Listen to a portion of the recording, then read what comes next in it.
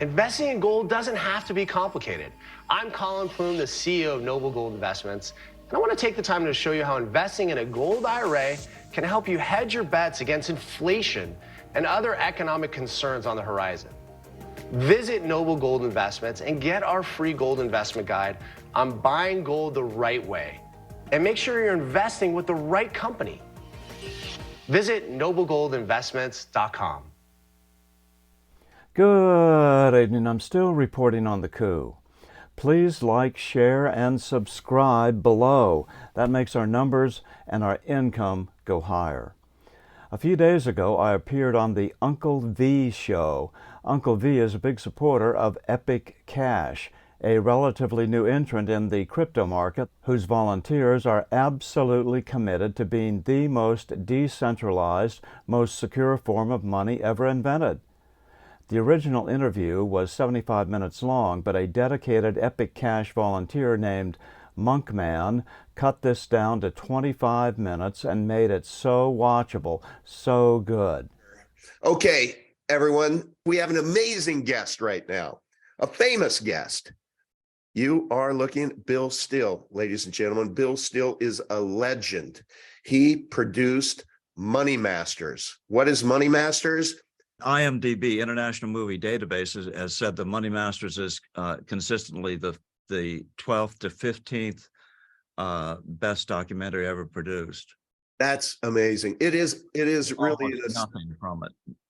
That's it's great. Probably had 100 million views. I've made maybe $5,000 totally.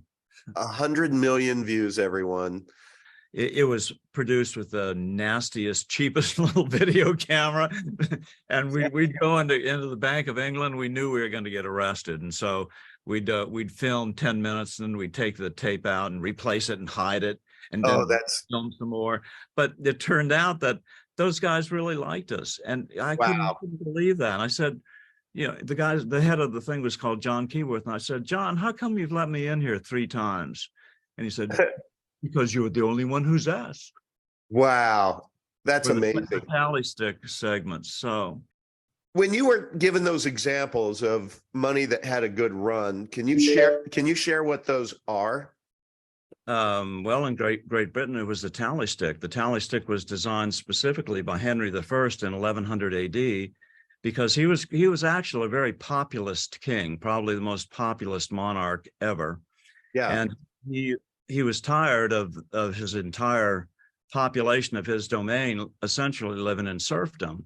And so he designed a type of money that the average person could use and would not be hoarded by the goldsmiths.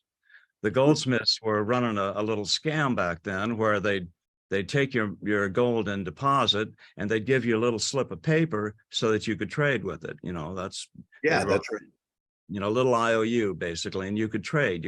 It was good for the payment of taxes to the king, and that's what people traded with, even smaller denominations. And so the king didn't like that, so he decided he would break the back of the goldsmiths because they could no longer cheat the system and print money themselves for their own benefit. And so that's tally sticks were very popular, and that single thing was what propelled this little teeny island with not very many resources to become the greatest power in the world. Can you describe what a tally stick is? They range from about so size with little saw marks in it to denote the denomination to the biggest one they had was that I held up in the Money Masters and The Secret of Oz was one about this long, maybe about 6 feet long. Okay.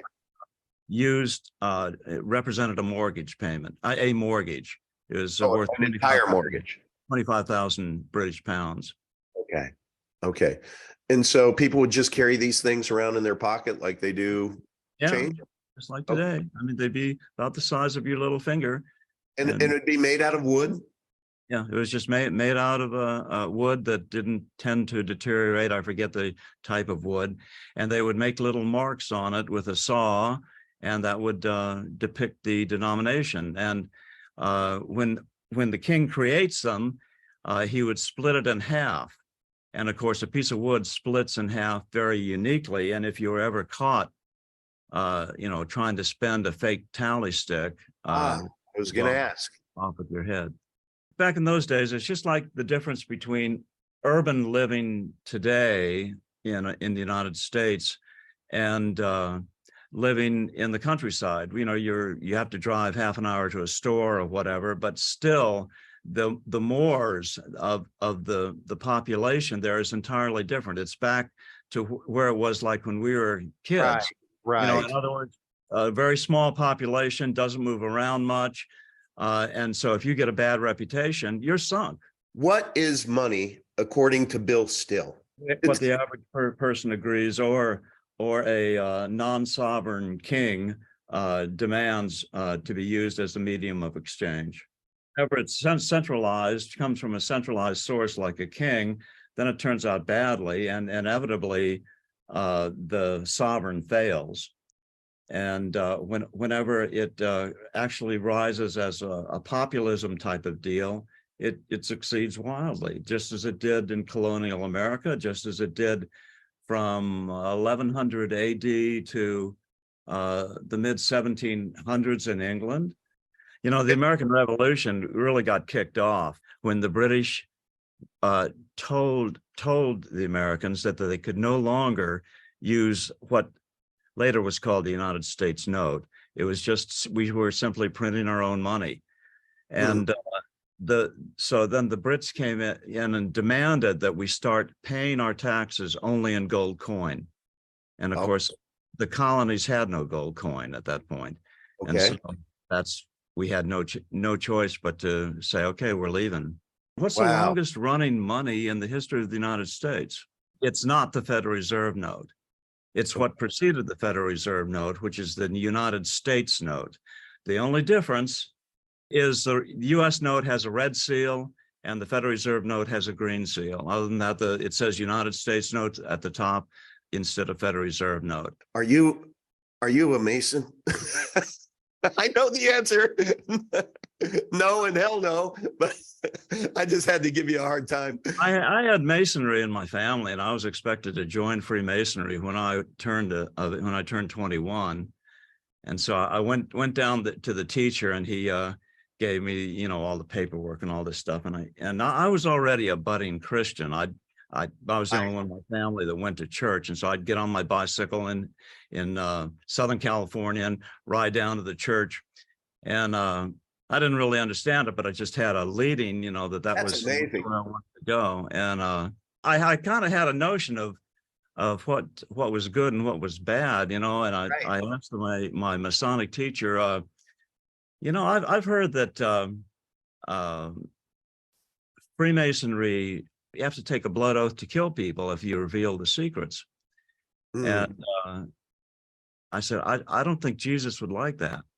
That's awesome. Had never had that thrown in his face. And he goes, well, we take some oaths, but they're just, it's just part of our old practice, and it doesn't really mean anything.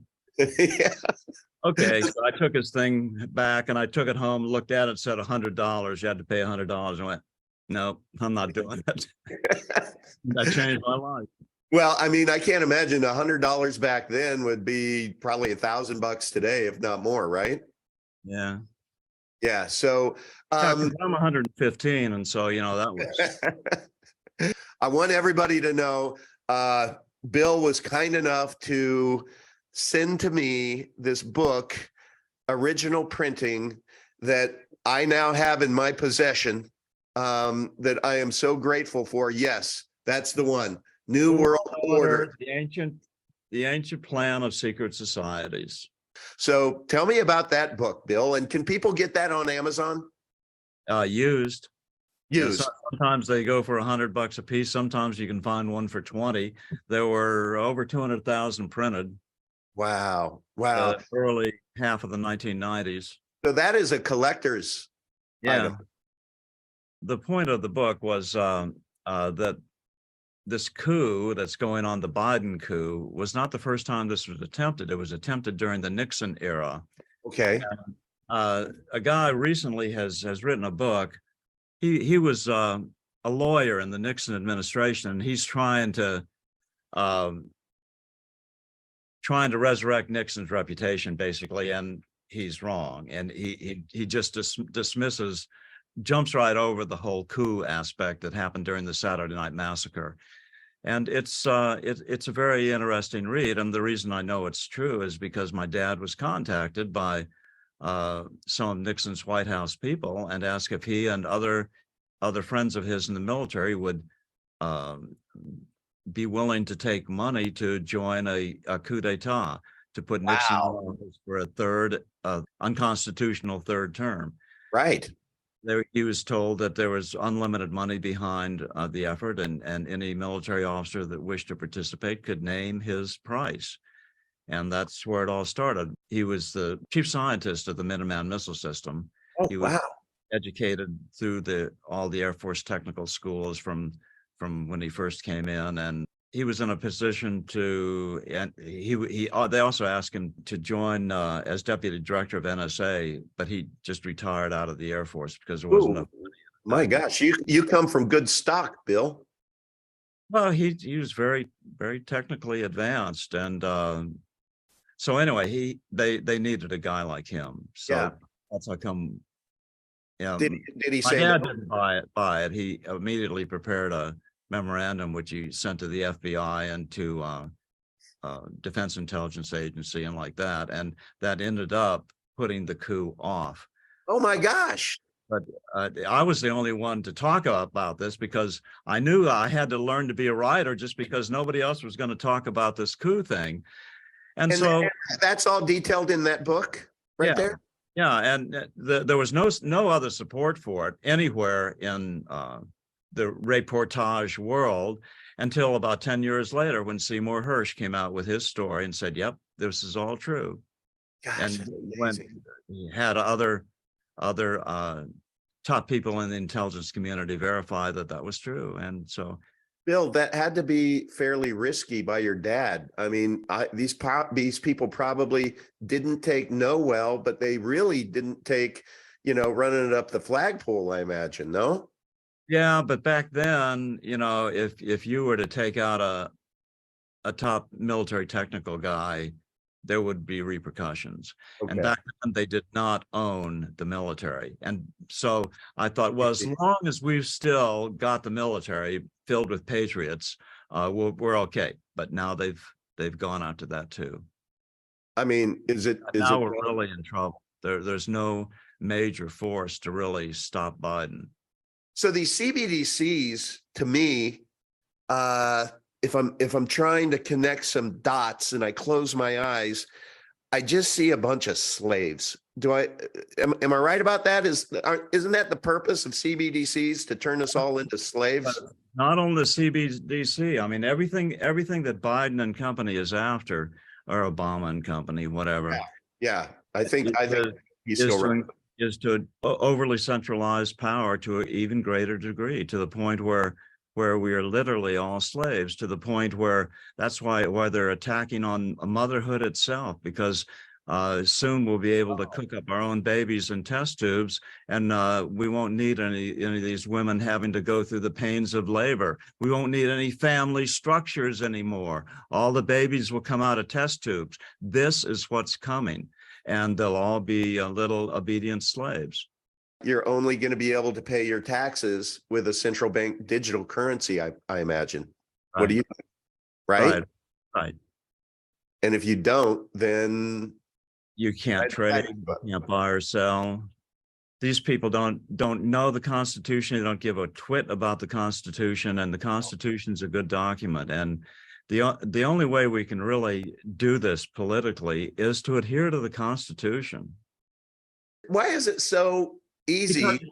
Because it's popularism. It's decentralization of power. The three branches of government. That's total decentralization of power. Yeah. So you're telling me our government right now isn't decentralized, Bill? No, the founding fathers tried to create something that would create a decentralization permanently.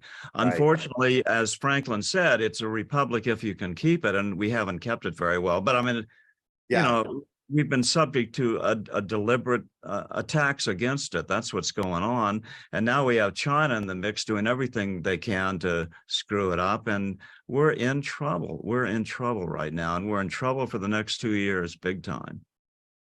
I just don't trust my money, my savings to be in the bank. Yeah, especially if you were Canadians, you would have already witnessed what they can do. Exactly. So all of us who have our savings that we're depending upon, first of all, there is an attack on that money from an inflation standpoint and purchasing power. So Mike Adams, and he knows his stuff. His number is 2% a month. So your dollar in the bank is melting at 2% a month in purchasing power. And so he was the one, he said it on my interview with him. He and his wife are moving all of their savings into Epic Cash to be able to I saw that. Yeah. Just today. I was startled. I went, wow. Yep. You know, Amazon right now is fueled by millions of little individual people who go and make deals, you know, Right. over certain items. And that might be the way to start. Get a few of us to become Amazon, whatever you do. I've never looked into it. Right. Become their little distributor, and just if Amazon would allow it, and you could you know, put it across that this is you don't have to take any risk here. Us little guys who are going to try this will take all the risk, and we would accept payment in Epic Cash. Right. Well, here's the sneaky little back door. Okay. We don't have to be the front runner on that. I'm telling you, Change Now, I love them so much. Change Now, they already have the widgets for these e-commerce sites, these massive e-commerce sites to plug in. They're already in Shopify. So anyone who uses Shopify can just literally turn on, accept crypto, turn on Epic Cash, whatever other coins that you want, and now you're trading it. Really? So you don't even have to go through Jeff Bezos' approval for a trial run. It's already in place. Wow. And Change Now has an amazing business development team that are going out there, and it's what they do. It's their day job. If you're not lying, this is wonderful. I want to talk about the Druid Babylonian bastards' attack on privacy. What pisses them off so much about privacy that they are forcing these central bank digital currencies down our throats? And what is the impact, Bill, based upon your point of view of what the real purpose of these CBDCs? I'm all about decentralization of power at every level of governance, and CBDC is just the ultimate it's the devil itself coming to control our every action. And as far as endorsing Epic, I endorse Epic right now. Oh, wow. Until further notice. I love that. Thank you. That's a cautious yes, everyone. Well, thank you. This is breaking news, folks. Bill Still on the Uncle Vigilante channel endorses Epic Cash. I just don't see anything. I see everything right about it. I mean, you've constructed core principles that are exactly right, that you're building off of. I want it to be true. What do you think our future looks like the next 2 years, Bill? It's a total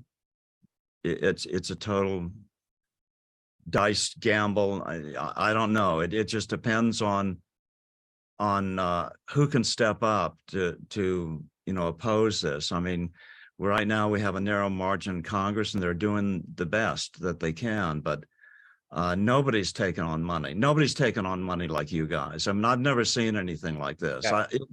This would have been my dream team 2 decades ago. I would never have believed, especially never believed, that it could have been done without me.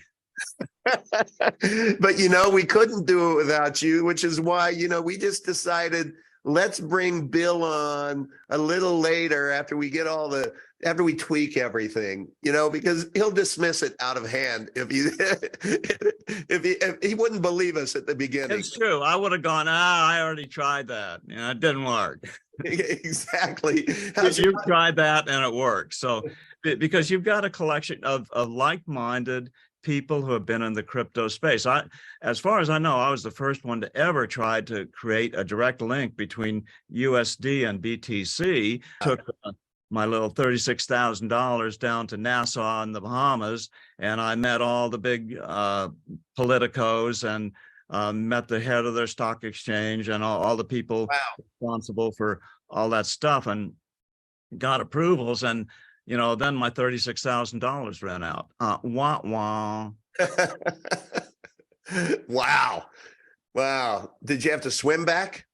No, I managed to get back home.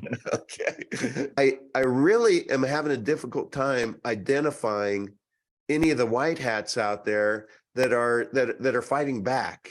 It just seems like everything is converged and everybody caves, and this pandemic was evidence of that, I believe.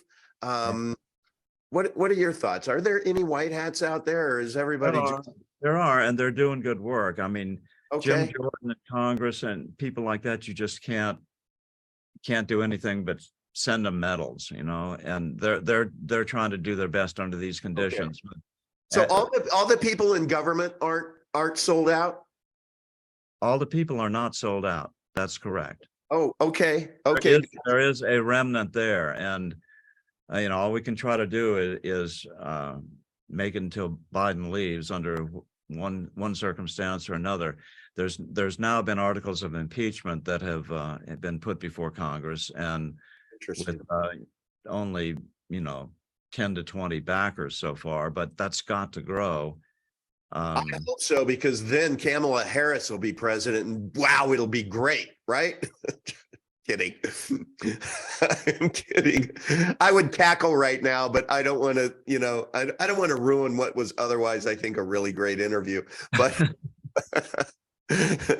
so God is still in control. That's right. Not through with this country yet. Somehow, some way, we're going to make it through to the end, because end time day is not here yet. Of course, no man can know the hour, but right. God, my personal thing, I believe in the Holy Spirit. I live by the Holy Spirit, and I do too. The Holy Spirit tells me that we're still. It's for yet another generation to fight. I love that, and I enjoy your enthusiasm on that and positive outlook. And I would just say one of my favorite lines, which is, especially when you're going through struggling times, God is never late, but he's rarely early. And I think we're kind of in that phase right now, wouldn't you say? The Bible says Satan rules the earth, so that's unfortunate. Yeah, that's right. That's right. So I do our can't best to undo that, and we can do our best to prevent the coming destruction that's to come, and try to save as many souls as we can, before it all falls apart. But you can see it falling apart at speed, I posit that the Druid Babylonian bastards go back eons, and they're really, really good at this stuff. They hate everything that God created. All of God's creation, they want to destroy it. But they don't have all the power. There are some good guys out there too. I think you're one of them, Bill. But I just know that one of the tools that these DBBs wield is money. And they especially want to attack private money. Would you agree with me on that? Yeah, absolutely. And you guys, I've never seen anything since the Money Master was in its heyday in the late 90s. I've never seen a group of people so dedicated around the correct core principles. So, and I've gone for, supported maybe 3 or 4 coins in my life, and they all eventually toppled. Mm-hmm. But the reason I was in them was because they made these similar promises, and so I've kind of tiptoed into Epic Coin very lightly. Is this really to be worth my time, or is this just going to be another thing I'm going to be embarrassed about? Can you just give a little infomercial right now, Bill, so that everyone knows how to? Billstill.com. It's a pretty easy address. I started on YouTube 16 years ago, and it took me at least half of that time, 8 years, before I understood that you could monetize it. So these people were all putting up the money masters and making tons of money off of it, and I didn't make a penny. But you know, when they booted me, I had 177,000 subscribers, you know, and now I have in the hundreds. So